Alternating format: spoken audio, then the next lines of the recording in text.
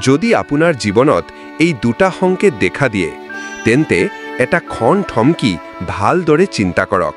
কিয়নো সম্ভৱতঃ ভগৱান শিৱ আপোনাক পৰীক্ষা লৈ আছে। ভিডিঅ'টো সম্পূৰ্ণকৈ চাওক আৰু ভাল লাগিলে ছাবস্ক্ৰাইব কৰিব।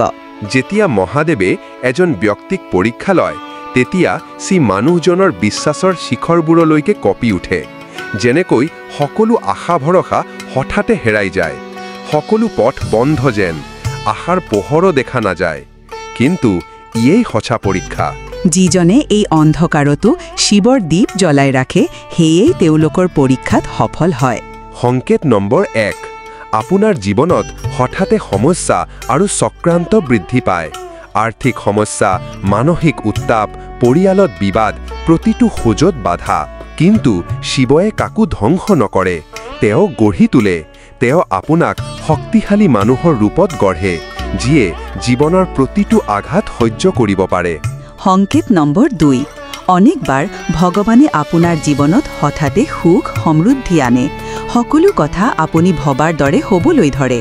কিন্তু এই সুখৰ সময়ত আপুনি শিৱক মনত ৰাখেনে?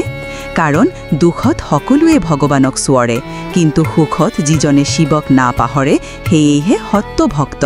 আপুনি যদি দুখতো হৰ হৰ মহাদেৱ কয় আৰু সুখতো তেওঁক পাহৰি নাযায় তেনেহ'লে মহাদেৱে আপোনাক সহায় কৰিবই। মনত ৰাখিব, মহাদেৱৰ আশীৰ্বাদ সেইসকলৰ ওপৰত থাকে যি কঠিন সময়তো আশা নেৰে আৰু ভাল সময়তো অহংকাৰ নকৰে।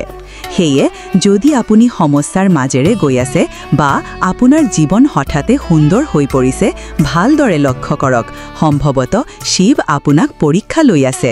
তেওঁক সঁচা মনেৰে নমস্কাৰ জনাওক আৰু ক'ব, হৰ হৰ মহাদেৱ। কমেণ্টত হৰ হৰ মহাদেৱ লিখি দিয়ক।